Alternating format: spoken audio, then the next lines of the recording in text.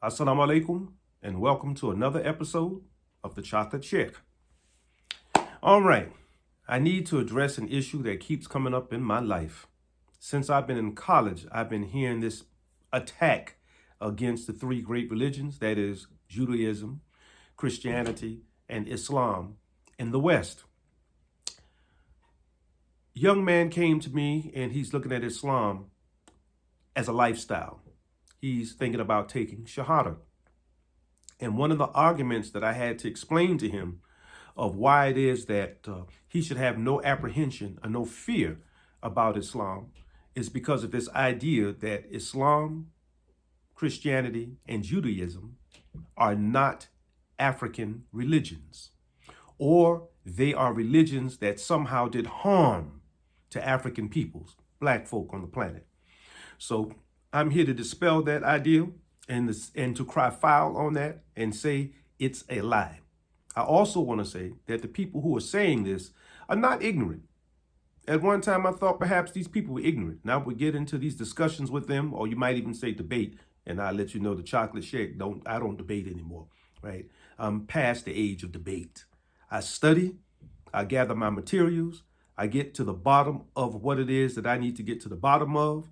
And once I get the materials that I need, or the proofs that I need to say that this seems to be the greater right in the situation, or this seems to be more correct than other philosophies or opinions about that subject, then I take that and I run with it. This is the hikmah of Rasulullah sallallahu alaihi wa alihi, on him be peace, right? The Prophet Muhammad, on him be peace. That's his wisdom, that you get all of the information that you need on the subject, you study it, and then wherever the greater majority of the scholarship falls to say that this seems to be what is correct, then you follow that. That's where your safety lies, right? And I've learned to do that. So I don't debate anymore. I just stick to that particular program and I move along with my life. So going back to these people who are telling us that the three great religions in the Western Hemisphere are things that hurt African peoples or black people, I absolutely think that is a dishonest assessment and a dishonest argument. I believe these people have agendas and they are liars. To tell young black people that Islam is a foreign religion, and Christianity and Judaism, these are foreign religions that have nothing to do with black people, it's so dishonest.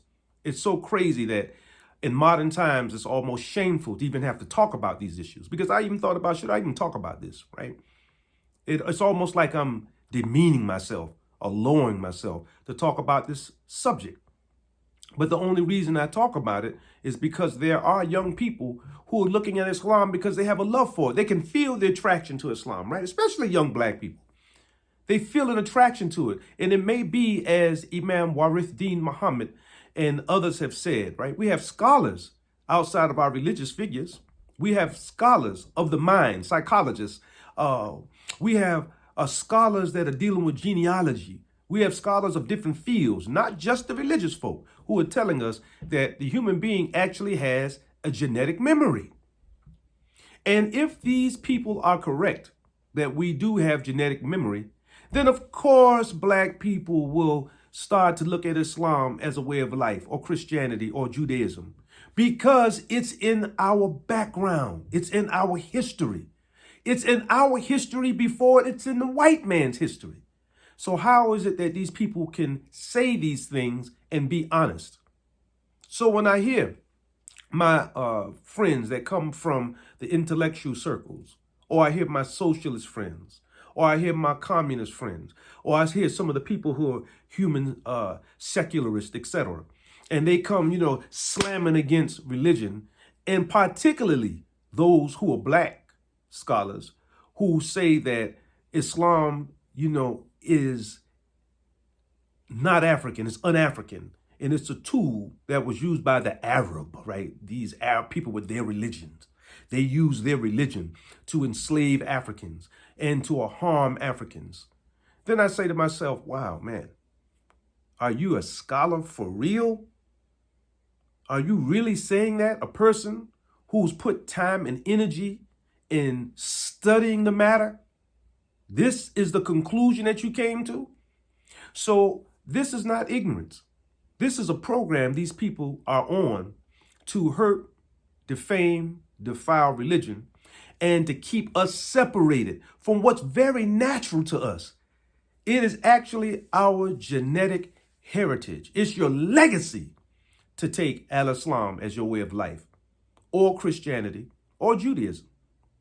And this is based on my studies. Now, how can I say this? First of all, let's understand that the concept of one God, the whole idea of having one God, which is the primary subject matter in Judaism, Christianity, and Islam, comes out of Africa.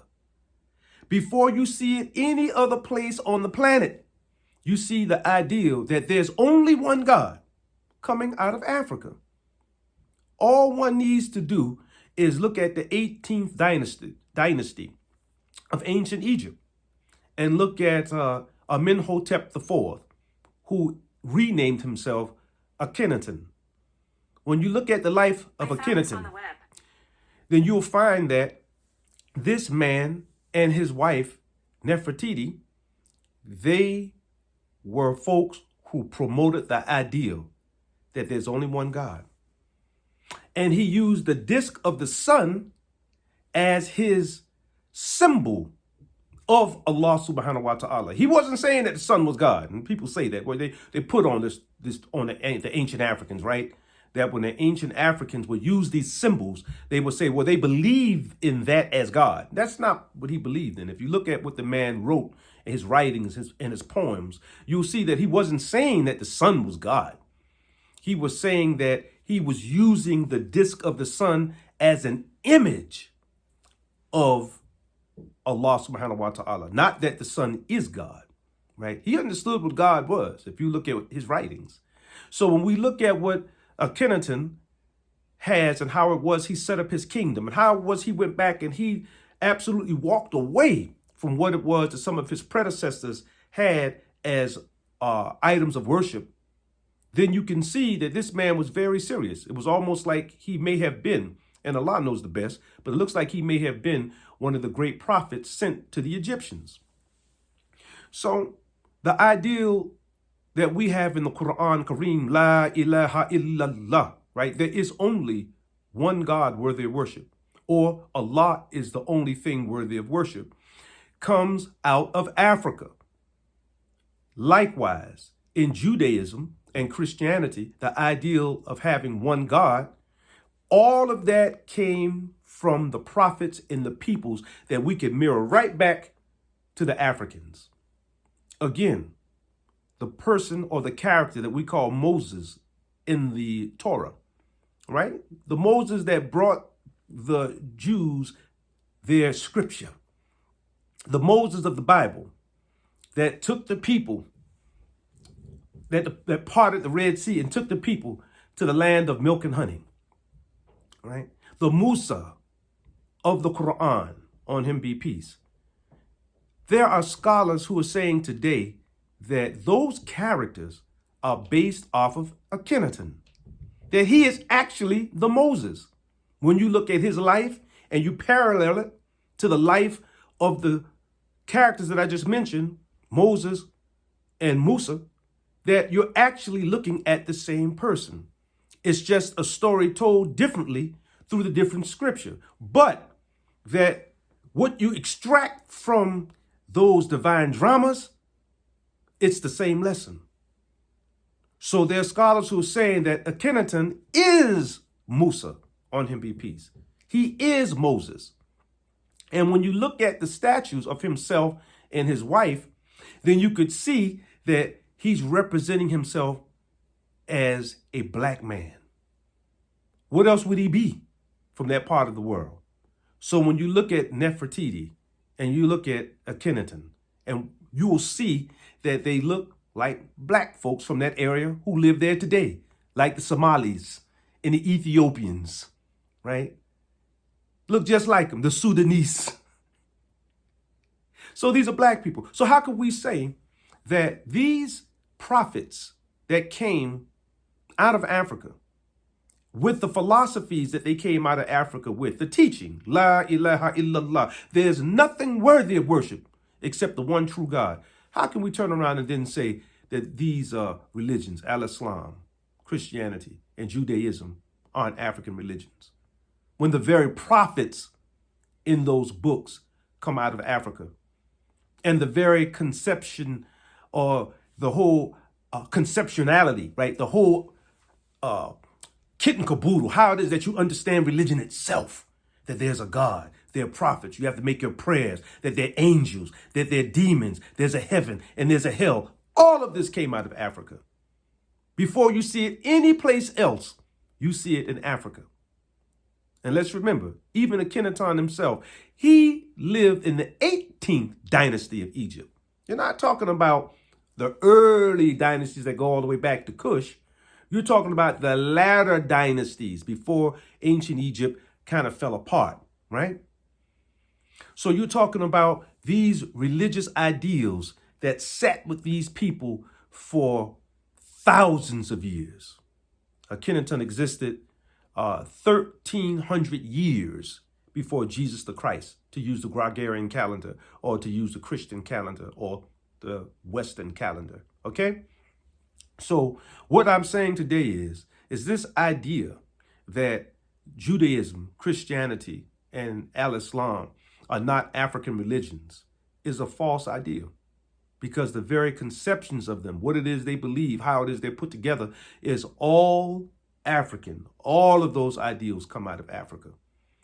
So yes, they are African religions. Now, does that mean that these religions, like other things that are used in life, the human secularists, communists, socialists, the capitalists, and others, those who claim that they believe in democracy and all these other ways of life and isms that man have going on, are we saying that these things haven't been used as tools to control people? Are we saying this? Are we that ignorant to believe that there's something on the planet Earth that man himself came up with, or God himself gave to humanity, that we ourselves and our human weaknesses and shortnesses, that we don't use it to our own advantage to get an advantage on somebody by way of money or supremacy, or my tribe is better than your tribe, etc. Of course people do that. There's no argument there. But to say that religion en masse has been used as a tool to control people or hurt and harm people or to give certain people some type of advantage just because, and that is just what it is false. It's not that way. These religions were given to humanity to make humanity better. All of humanity. And just because a religion came from a particular place in time doesn't mean that it's not worthy. So even when you talk about the Eastern religions, Buddhism, Taoism, Confucianism, Hinduism, etc., all of these religions, they have their beauties. They have the kernels of truth, and they have universality that could be used by everybody. They could be used for the betterment of human beings and mankind. So we cry foul on people who try to tell us, especially tell young black people, that Islam is somehow harmful to them, or Christianity is the white man's religion. Christianity is not the white man's religion. Jesus the Christ, on him be peace, is not a white man. He's a person who comes from the black peoples. He comes from the black tribes on the planet.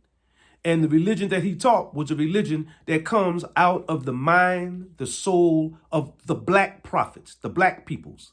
So let's stop with these games and stop with these lies, these intentional lies that are being told against Islam and Christianity and Judaism. And likewise, Judaism comes from the peoples who are the black peoples, right?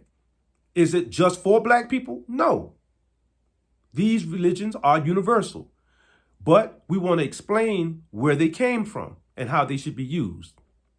And I would also say, can Islam be used by Arabs to do destruction on the African? Yes, they can try to use it as a tool to do destruction on the Africans. Until the Africans themselves understand what it is, then you turn it around on them, right? And you become a better Muslim than an Arab ever can be. Likewise with Christianity. If the white man takes Christianity and he twisted it and morphed it into something ugly, and he did, then you have to know how to go back to the teachings of Jesus the Christ, and you just erase that white man out of the picture.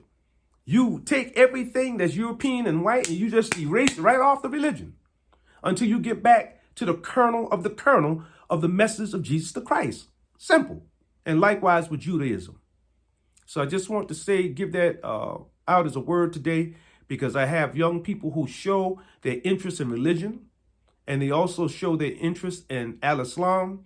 And we have to tackle this issue every time about the haters who come out and tell us that, don't accept Islam. That's an Arab religion, and they use that against the African. It hurt Africa. It destroyed what it is that African people have. It went against the African religions, as though al-Islam, Christianity, and Judaism aren't African religions. Oh, shame on y'all for that. Shame on you. Calling yourselves scholars, shame on you. Brothers and sisters, that's my message for today. I hope that something I said here was beneficial to you and your life. If you like this particular episode, please do me a favor and like it. And if you're not, please subscribe to my channel. This is the chocolate shake, signing out. Y'all take care. I love you. Peace.